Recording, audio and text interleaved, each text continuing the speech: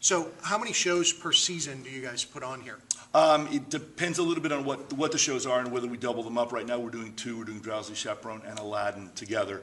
So this year we'll probably end up doing 5 shows. Again, they're fully produced shows, so they're big productions, and we bring in a lot of people to help make that thing happen. And also part of what we're trying to do with the kids is make sure that we are asking them to perform not only in rehearsal but in the shows in as high a standard as possible. So we really expect a lot of them, which is why our rehearsal period tends to run a little bit longer. And we're trying to train them to do the kind of work that we really believe is important. And as I say to them, for us, the sense of joy and happiness comes from understanding what the goal is, putting a lot of work into that goal, and then reaching it. That's where it is. And so we don't look at sort of skirting things, and we don't look at sort of kind of doing stuff. But we really ask them to do things that stretch them always. And when I talk to the teachers that come in, I say you'll have a varied degree of sort of expertise in these things when the kids come in, because they're at different ages and they have different backgrounds. But always what I'd like for you to do is take what they have and then stretch them in the class. So they really feel that when they've gone, they've not only enjoyed sort of being in the company and making new friends and doing a good production, but they also truly have a tangible sense of having a better skill level at several things than they did. And they could really articulate what that is and say, I know how to do this in a way that I didn't before. I know how to break down a scene in a way I didn't before. I know how to do these 5 basic dance steps in a much better way than I did before.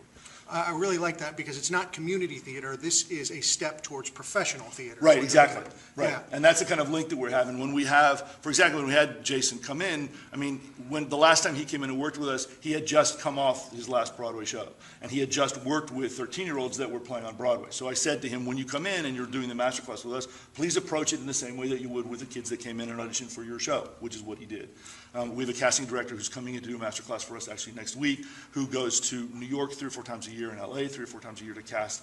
And it's a big LORT company that she works for, and they're about to do a show, and they have a 10 and 11-year-old they're casting in the show.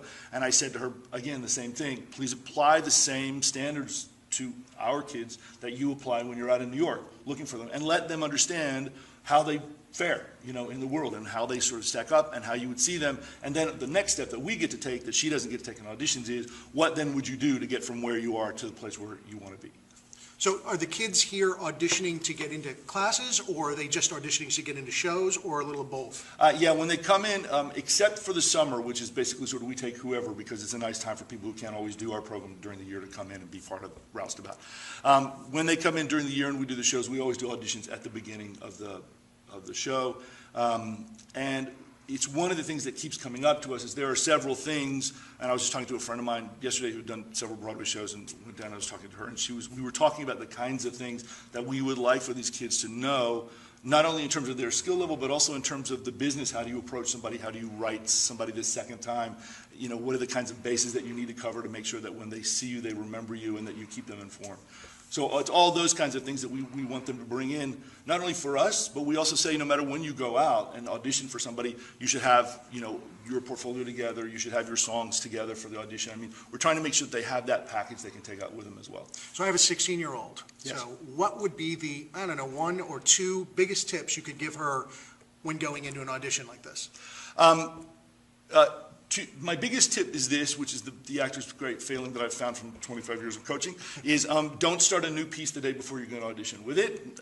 Actors invariably like to do that, and it's always a downfall. So take something you really know and really love and know that you do really well, and use that for an audition. That's really the biggest thing I could say for actors, just self-preservationally. And the other thing is train. I mean, everybody that we talk to, when Martin Moran came in, he's done 8 Broadway shows, 7 of them in leads. He just played 2 years in Spamalot. He's now on the national tour of Wicked. I mean, he's been playing for 25 years on Broadway. And I said, what's the thing that you would like to stress to him? And he said, training. I always train. I'm still going to dance class. I still sometimes go into acting class. I still take yoga. I still make sure that I'm ready to perform when I go on. So that's the thing that we're also trying to stress to them, is that no matter where you are, no matter how good you are, we really believe that you could come into our program and learn how to be better at any of those things. And so if you come in, we promise that we'll stretch you. Never learned it all. Not yet, no.